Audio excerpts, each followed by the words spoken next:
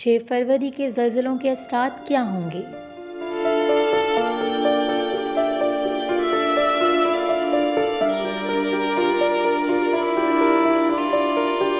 क्या तुर्किया इन ज़लज़लों की लहर से निकल गया है? 6 मार्च को ज़लज़लों को 1 माह मुकम्मल हो गया।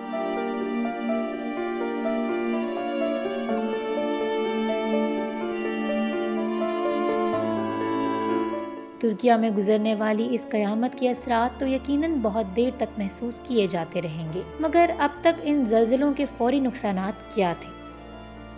तुर्किया में आने वाले इन हालिया ज़लज़लों की लहर 6 फरवरी के 2 होलनाक ज़लज़लों से शुरू हुई और ये लहर ताहाल जारी है। तुर्किया का जनूबी हिस्सा बिलखसूस फॉल्ट लाइन्स पर वाक़या तुर्क सूबों में दरमियानी शिद्दत के ज़लज़लों का सिलसिला अभी तक रुका नहीं। इन ज़लज़लों से तुर्किया के तकरीबन 47,000 अफराद जाँ बहक और 1 करोड़ 35 लाख अफराद बेघर हुए।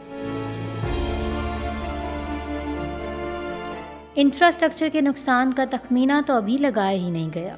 तुर्किया के इंतहाई तरक्की याफ्ता शहरों को इन होलनाक ज़लज़लों ने खैमा बस्तियों में तब्दील कर दिया।